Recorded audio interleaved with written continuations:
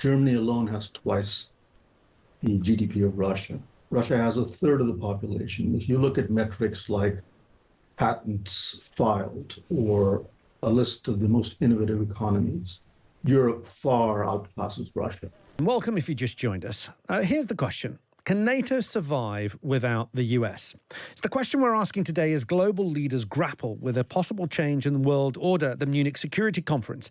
Yesterday, J.D. Vance, the vice president, took to the main stage not to clarify US position on negotiations to end war in Ukraine, but to criticize democratic practice in Europe. While the Trump administration is very concerned with European security and believes that we can come to a reasonable settlement between Russia and Ukraine, and we also believe that it's important in the coming years for Europe to step up in a big way to provide for its own defense, the threat that I worry the most about vis-a-vis Europe is not Russia, it's not China, it's not any other external actor. And what I worry about is the threat from within, the retreat of Europe from some of its most fundamental values, values shared with the United States of America. Now, the Vice President's speech didn't do much to calm concerns that the US is pulling away from Europe, concerns that were exacerbated on Wednesday when Defense Secretary Pete Hegseth set out the Trump administration's position on US involvement in NATO. Let's have a listen to a few excerpts of that speech. Safeguarding European security must be an imperative for European members of NATO. As part of this, Europe must provide the overwhelming share of future lethal and non-lethal aid to Ukraine.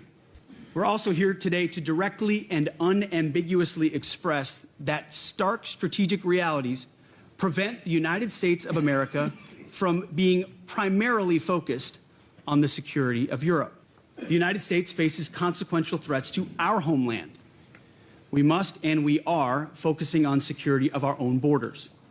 As the United States prioritizes its attention to these threats, European allies must lead from the front. Now, the Trump administration clearly believes it's time for a new relationship between the US and Europe, one where Europe takes up the mantle of its own security and stops relying so much on its American allies for support. Is that a fair point? Maybe a long overdue change, or is there no NATO at all without the US? Lord Ricketts, my first guest, said that without the US, NATO couldn't survive. Here's a view from one of the listeners at home. John got in touch, says NATO could survive without America, but only if there is enough will amongst the EU elite and here to change the liberal socialist mindset.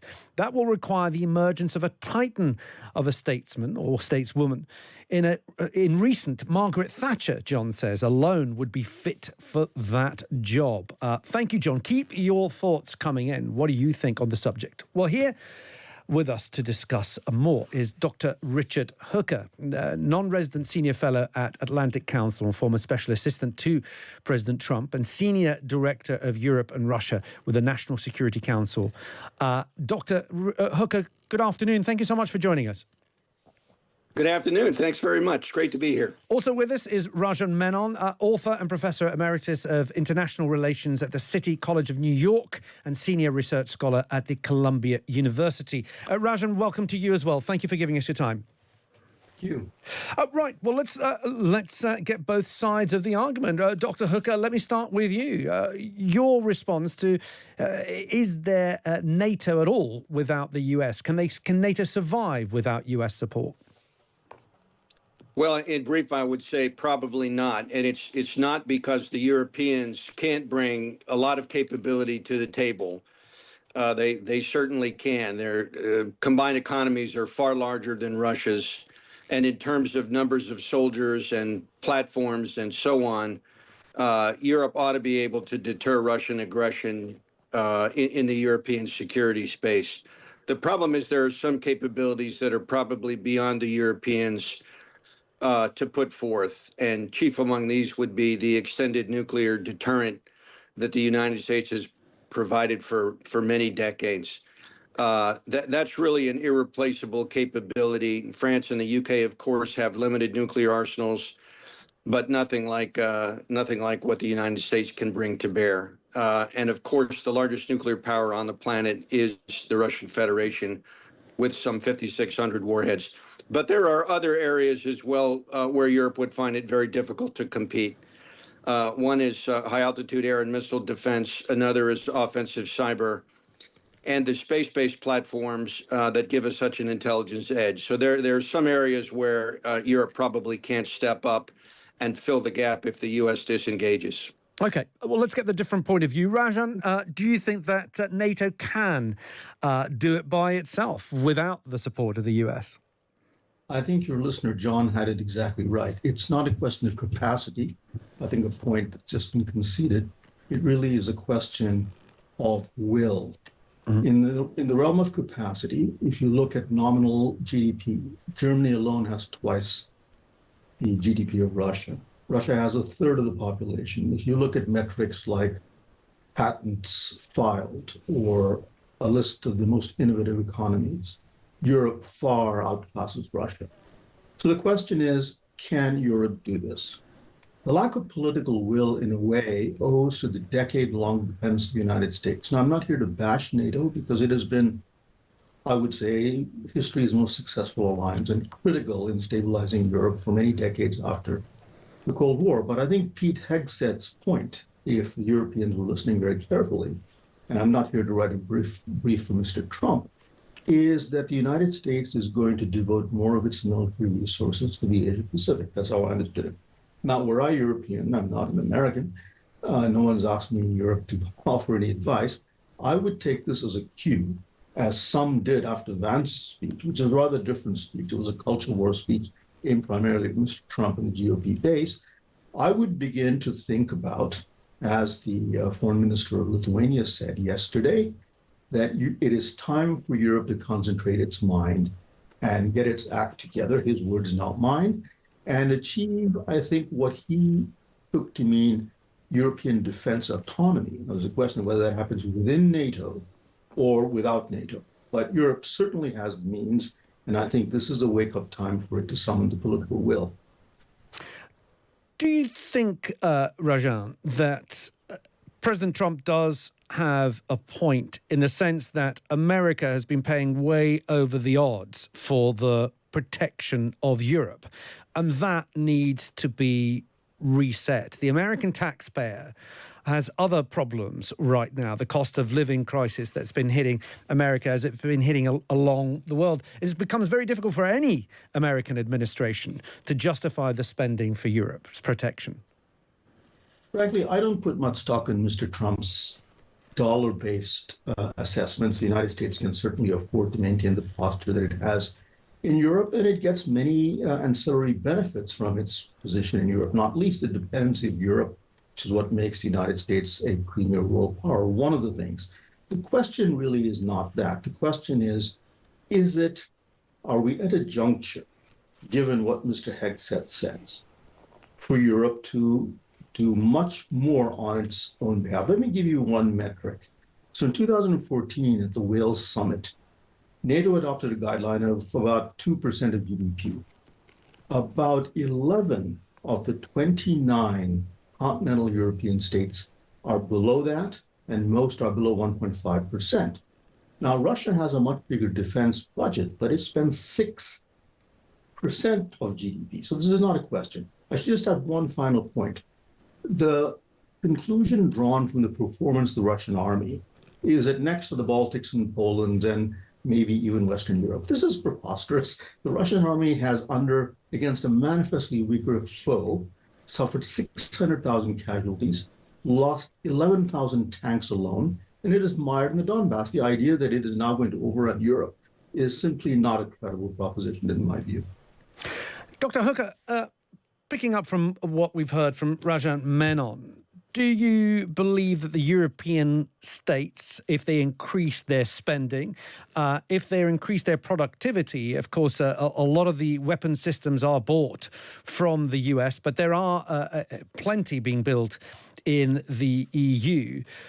Do you think that they would be capable to complete what President Zelensky has been asking for today, which is this idea of a European army? Well, in terms of resources, certainly. And I would note that this argument or this narrative that the Europeans have not been spending in their own defense is, in my opinion, pretty badly flawed. How For so? example, well, in 2024 alone, the European allies, not counting the United States, collectively exceeded the 2% goal and spent about $500 billion, which is more than 4 times what Russia spends on defense. So these constant calls to spend more and more and more, number one, risk politically fracturing the alliance, and number two, probably aren't completely necessary. What should happen, of course, is that that money is spent more wisely, because readiness across the alliance among the European allies is not very high. So the money needs to be spent more intelligently, more on combat capability, and on what we call enablers, electronic warfare, artillery, air defense, and so on, and less on the frills, which really don't contribute to capability. Let's also bear in mind that the United States spends perhaps 10% of its defense outlays on Europe, focused on Europe.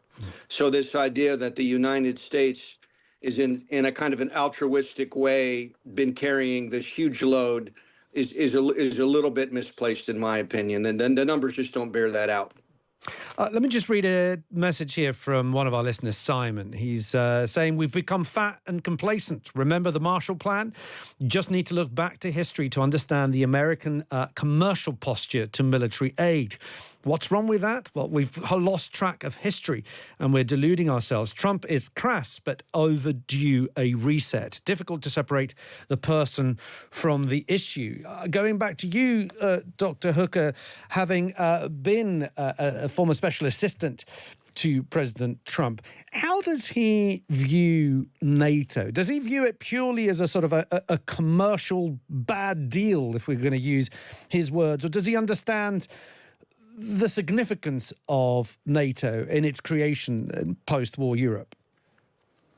No, I don't think so. His aversion to the alliance really reaches back all the way to the early 90s. He's been on record for decades now as being not a fan of the alliance. I don't think the president fully understands the importance of Europe to American interests. Europe as a bloc is far more important economically than China is, for example. And certainly open warfare in Europe risks damaging that economic link and that prosperity in very important ways. So no, I don't think he fully grasps or understands that. It's more of an emotional reaction, I think. That's a personal opinion, but having been the NATO guy in the first part of his first administration, not a comfortable place to be. But he's never been a real admirer of the alliance, and I think he overstates the sort of free rider narrative by a wide margin. Do you think there's any chance at all? I mean, let's make it perfectly clear to people listening. No one has suggested that the US will pull their NATO support. But do you think that was ever on the cards with Donald Trump? Has he ever thought about, well, why can't we just pull everything away from NATO? Yeah, I think he's on record as having floated that idea a number of times. Yes. Gosh. Rajan, looking back at the speech that we heard from J.D. Vance and what we heard from Mr. Hegseth earlier in the week, how do you think that Europe is going to react to those speeches? Is this a wake-up call for Europe to look to see to do it without that US support? I'll get to that in a minute. Permit me to make 2 very quick observations of the numbers. If you roll all of what Europe spends together, it is correct that it's not a spending problem. But if you look at as a percentage of GDP, how much effort is each country putting forth? My point is that the vast majority spend very little and can spend more fairly comfortably. Now, another number to look at. The richest country in Europe is Germany. If you look at the reports of the parliamentary commissioner for the Bundeswehr, German army, it is appalling in terms of every metric, the condition of the German army. There's no excuse for this, it seems to me, if you're a European looking ahead. Now, can Europe summon the political will? I have no idea. I think that Hegseth's speech, which was focused on defense, and it was not a broadside attack on Europeans, unlike Mr. Vance's, which I thought was appalling and unnecessary. But Hegseth's point was very clear that the United States wanted Europe to do much more because American priorities are going to shift beyond Europe. He didn't say that they wouldn't be a priority, but they would shift beyond Europe. Now, if I were a European, I would say, well, that's a reasonable point to make. In any event, the Americans have made it. How are we going to respond? And it seems to me doing more on defense and summoning the political will is absolutely necessary. Can they do it? There's a collective action problem. There's a split between Eastern NATO and the rest of NATO. The Poles and the Balts want the Americans involved very, very significantly. No one in NATO, I think, is calling for dismantling it, not even Mr. Trump. The question is, how do you allocate the spending and operational force posture responsibilities within the alliance? Okay. Well, look, there's plenty more to consider, of course. We were never going to solve it all here in 10 minutes, but really, really fascinating to hear both your points of view. Dr. Richard Hooker, former special assistant to President Trump and senior director for Europe and Russia with the National Security Council, and Rajan Menon, author, professor emeritus of international relations at the City College of New York and senior research scholar at Columbia University. Thank you both for giving me your time.